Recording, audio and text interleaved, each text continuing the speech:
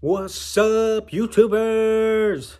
Richie from 2RC Productions here today, and I just want to make a quick lead-in to this video that is going to be following, because it needs some explaining before I actually play the whole thing.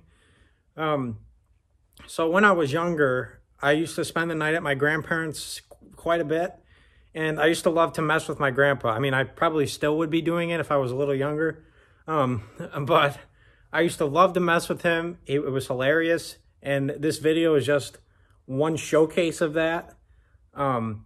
So before I get into the video, first I want to say that the lack of videos has been because I'm in school and I do a lot of the editing and stuff. And I'm in school and it's been kind of a crazy semester. And my dad is...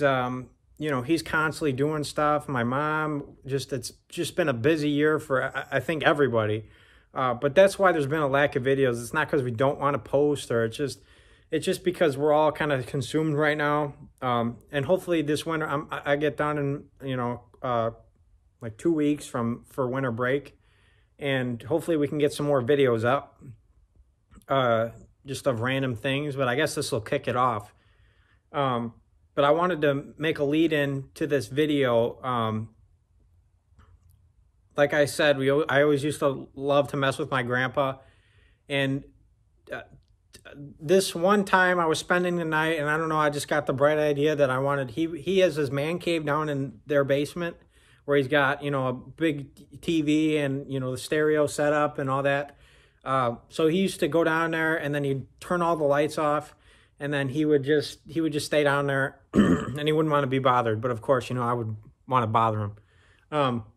So anyway, he would fall asleep a lot too. So, he don't know that I'm coming down there.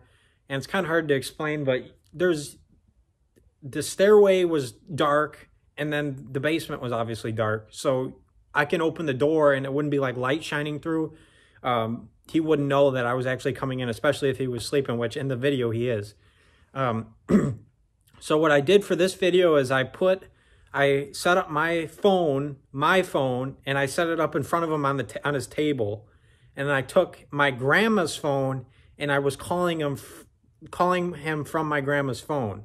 So of course if I would have called with my phone, he probably wouldn't answer because he know I was messing with him. But I had the bright idea upstairs that I wanted to do this.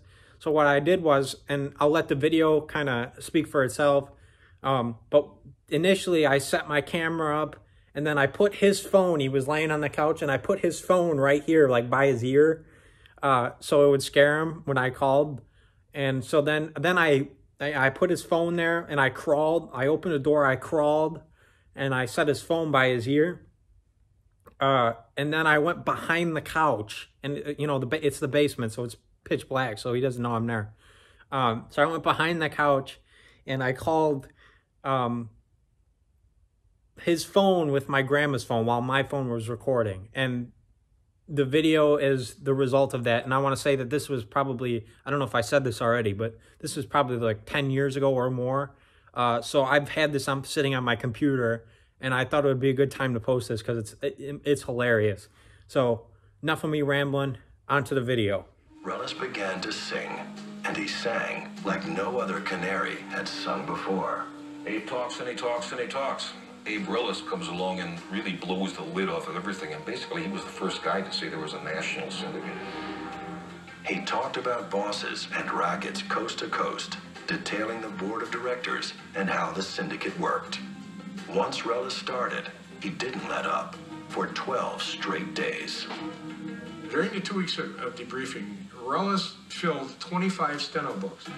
He exhausted stenographers. His memory for detail was remarkable. Rellis listed names, places, and facts about one murder after another. He knew where, as they say, and he led O'Dwyer and O'Dwyer's people to one mob graveyard after another. Rellis not only could provide him with the whys and hows, he could provide him with corroboration. Rellis also gave the names of average citizens who happened to be in the wrong place at the wrong time and wound up becoming witnesses to Murder Inc.'s brutal assaults. This is just a person who either witnessed something or somehow became a part of it and didn't even know it. As Rellis talked, key names surfaced. Tonight has been terrific. Templio averages 13 a game. Is on the dialing it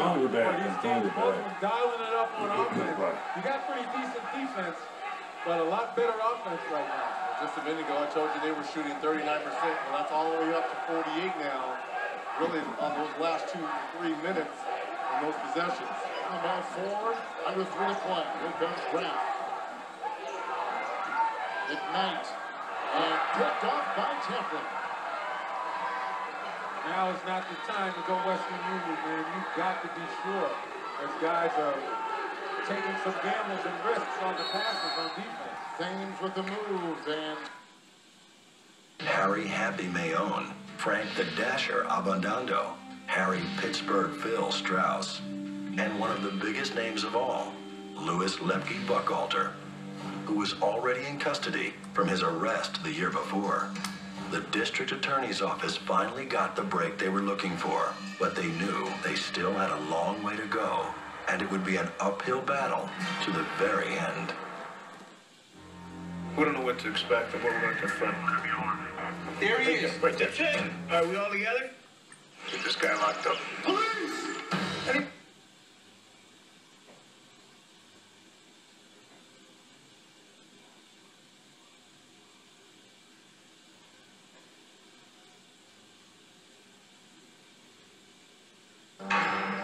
The information provided by Rellis was nothing short of amazing to prosecutors and fellow gangsters.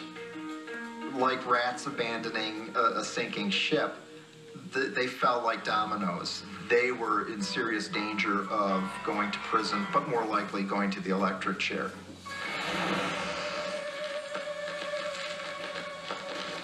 First up, Harry Happy Mayone and Frank the Dasher Abundando for the murder of George Whitey Rudnick, whose hacked-up body was discovered in a car 3 years earlier. In May of 1940, the trial got underway. Its star witness, Abe Kid Twist Rellis, appeared to enjoy his time on the stand. Rellis was a real ham. Rellis was really enjoying being the main witness for the prosecution. He was eating it up, and he hated Mayo. So he was making all kinds of remarks and smirking. It was too much for Happy Mayone, who lunged at Rellis as he was led from court. The court guards had to grab Mayone from, yelling and screaming at the top of his lungs, I'm going to kill you, I'm going to rip your throat out.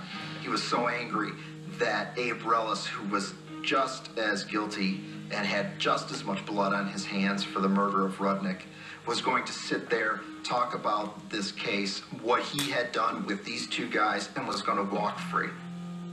Rellis also led prosecutors to other witnesses who provided corroboration for the crimes. On May 23rd, the jury convicted Mayone and Abundando of first-degree murder. The judge sentenced them to death. But the defendants weren't done fighting. They appealed the ruling. 7 months later, a New York Court of Appeals overturned the convictions based on a technical error by the judge. Prosecutor Burton Turkis was undeterred and brought the men back to court. Happy Mayone exploded when Rellis took the stand. Mayone picks up a glass of water and throws it at Rellis, who didn't even flinch. He just looked and the glass fell on the floor. And he's screaming at the top of his lungs, I'm going to murder you, you rat.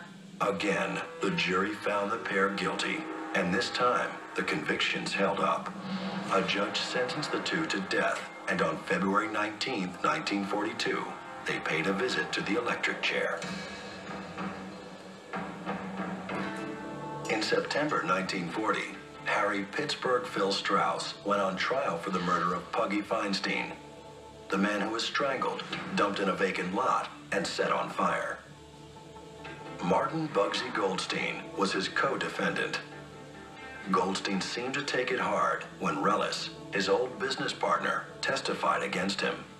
But far worse for Bugsy was the testimony of his best friend, Seymour Bluejaw Magoon. Seymour Magoon happened to see him the night of the murder, and Magoon became a state's witness. So he was also somebody to corroborate, that wasn't a part of the murder, exactly what went down. and what Goldstein had told him. Goldstein was crushed by his buddy's testimony and broke down crying in court. Co-defendant Harry Strauss, who was famous for saying, "It's okay to do murder as long as I don't get caught," wasn't going down without a fight. Now accused of murder, he tried to act crazy. In his cell, he'd scream and shriek. He grew a beard and appeared in court disheveled and scruffy. And the way he demonstrated insanity, and this shows you the great change in America. Not surprisingly, the judge sentenced both men to death. 9 months later, Harry Pittsburgh Phil Strauss and Martin Bugsy Goldstein were executed. That same month, Charles the Bug Workman went on trial in New Jersey for the assassination of mob leader Dutch Schultz. The Bug realized that his goose was cooked, that he was probably going to get the chair for this murder.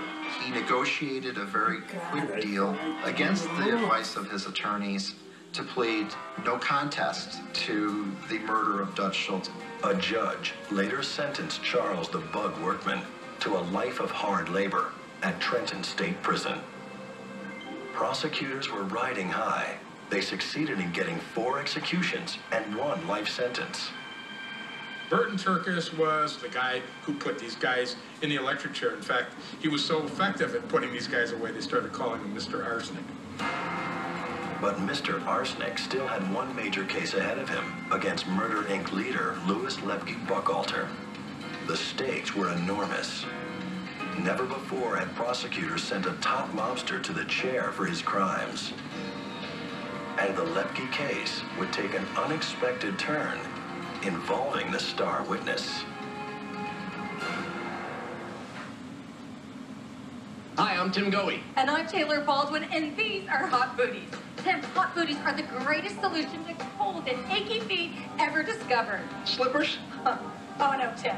Much, much more. Watch this. Hot Booties are a revolution in pure comfort and foot therapy. Simply place Hot Booties inside the booty bag and microwave them for only 60 seconds. And you can enjoy up to 1 hour of therapeutic, soothing, moist heat. Even more, when you stand and move your Hot Booties, they naturally massage your feet, helping improve blood circulation. Oh, wow. These are really warm. They feel good. I'm totally melting into them right now. The secret is in the soul. Each Hot Booty is there right now. I'm enjoying this. So good. These are great. Fabulous. Hot Booties rock! So whether you've got cold feet, sore feet, achy feet, flat feet, big feet, or even little feet. So treat your feet with long-lasting soothing heat with Hot Booties. Here's how to get yours. Call now and we'll send you your Hot Booties and the booty bag for only $14.99.